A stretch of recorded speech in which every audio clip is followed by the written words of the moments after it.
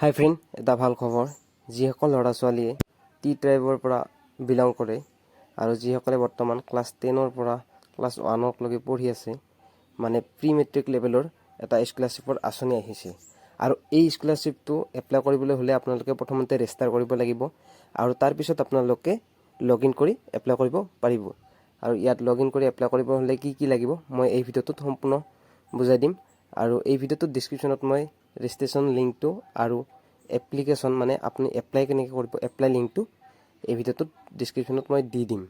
আৰু আপুনি এই এপ্লাই কৰিবলৈ হ'লে আপোনাৰ বাৰ্ষিক আয় 5 লাখৰ তলত হ'ব লাগিব, মানে আপোনাৰ পৰিয়ালৰ বাৰ্ষিক আয় 5 লাখৰ তলত হ'ব লাগিব, তেতিয়া আপুনি এপ্লাই কৰিব পাৰিব।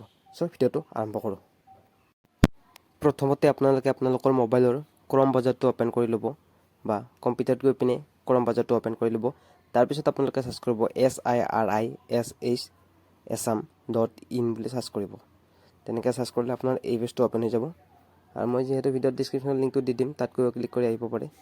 ডাইৰেক্টৰ অফ ট্ৰাইব মানে টি ট্ৰাইব ৱেলফেয়াৰ ডিপাৰ্টমেণ্টৰ এইটো হয়। আপোনালোকৰ হাউ টু ৰেজিষ্টাৰ, এইটো গভৰ্ণমেণ্ট অফ আছামৰ হয় ৱেবছাইটটো। আপুনি T tribe welfare application registration কেনেকৈ কৰিব লাগে ষ্টেপ বাই ষ্টেপ ইয়াত দেখাই দিছে। প্ৰথমতে ওপৰতখিনি ডেমো হিচাপে আপোনালোকে ইয়াত ফাৰ্ষ্ট নম্বৰত এটা অ'পেন দি URL বুলি ভাবোঁ। এই URLটোত ক্লিক কৰিলে আপোনালোকে ৰেজিষ্ট্ৰেশ্যন ফৰ্মখন পাই যাব আৰু তাত আপুনি ৰেজিষ্ট্ৰেশ্যন ফৰ্মটো ফিল আপ কৰিব পাৰিব। আৰু ইয়াত কেইটামান গাইডলাইন দি দিছে। 2 নম্বৰটো দিছে অনলাইন এপ্লিকেশ্যন হোম পেজত আছে। তাৰপিছত এইটো অনলাইন এপ্লিকেশ্যন পৰ্টেলটো এটা এক্সটাৰ্নেল লিংক হয়, তাত ৰেজিষ্টাৰ কৰি উঠি পিনে তাত এপ্লাই কৰিব লাগে। চ' এইখিনি দি দিছে, এইখিনি আপোনালোকে ভালদৰে চাই থাকক। তাৰপিছত ইনফৰমেশ্যনো কি দিব লাগিব ইয়াত প্ৰথমতে ৰেজিষ্ট্ৰেশ্যন কৰাৰ কাৰণে আপোনালোকে ইনফৰমেশ্যন লাগিব। আপোনাৰ নাম, জেণ্ডাৰ, ইমেইল ID, মোবাইল নাম্বাৰটো ইয়াতে এটা কথা মনত থাকিব, যাতে মোবাইল নাম্বাৰটো ভেলিড হয়, মানে OTP আহিলে যাতে পায়। তাৰপিছত আপোনালোকে OTPটো বহাই দি পিনে OTPটো অহাৰ পিছত ক্লিক অন টু ৰেজিষ্টাৰ বুলি দিলে হৈ যাব।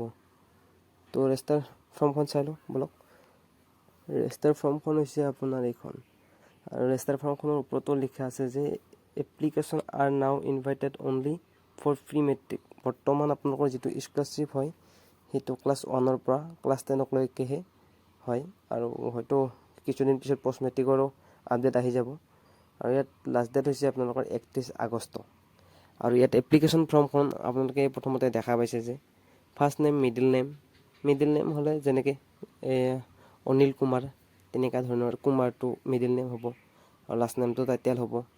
তাৰপিছত জেণ্ডাৰ, আপোনালোকে জেণ্ডাৰ যি হয় ল'ৰা হ'লে মেল হ'ব আৰু ছোৱালী হ'লে ফিমেল হ'ব। তেনেকৈ আপোনালোকে জেণ্ডাৰটো আপোনালোকে ইয়াত চিলেক্ট কৰি দিব। আৰু এইটো মেইল ID ধৰণে আপোনালোকে ধৰি লওক assam2020 তেনেকুৱা ধৰণৰ আপোনালোকৰ যি ইমেইল ID আছে আপোনালোকে দি দিব। তাৰপিছত মোবাইল নাম্বাৰটো, মই তেতিয়া কৈছিলোঁ আপোনালোকে মোবাইল নাম্বাৰটো দিওঁতে আপোনালোকে ভেলিড মোবাইল নাম্বাৰ দিব, যাতে OTP আহিলে আপুনি পায়। তাৰপিছত গেট OTPত ক্লিক কৰি দিয়াৰ লগে লগে আপোনালোক OTP মোবাইল নাম্বাৰলৈ পঠাই দিব। তাৰপিছত আপোনালোকে OTPটো ইয়াত বহাই দিব।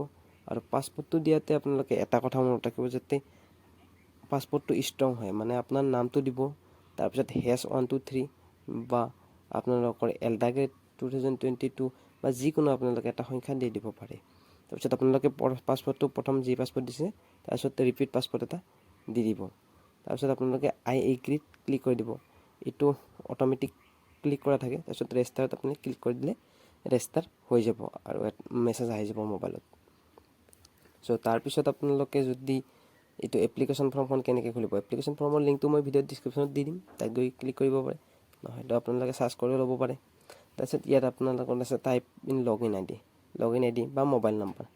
আপোনালোকে ইয়াত মোবাইল নাম্বাৰটো দি দিব, আপোনালোকৰ যিটো মোবাইল নাম্বাৰ দিছিল, মানে OTP যিটোত আহিছিল।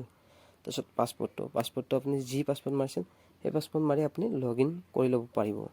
আৰু যদিহে আপোনালোকে কিছুমানে যদি মানে নতুনকৈ আৰু ৰেজিষ্টাৰ কৰিব খোজে, মানে বেলেগৰ কাৰণে, তেতিয়াহ'লে আপুনি ডাইৰেক্ট ইয়াত ডু নট হেভ একাউণ্ট মানে তাত দিলে ৰেজিষ্টাৰ হৈ যাব আৰু ইয়াত ফৰগেটো কৰি ল'ব পাৰিব। চ' ভিডিঅ'টো এইখিনিয়ে আছিল। ভাল লাগিলে ছাবস্ক্ৰাইব কৰি দিব আৰু লগৰ লগত শ্বেয়াৰ কৰি দিব।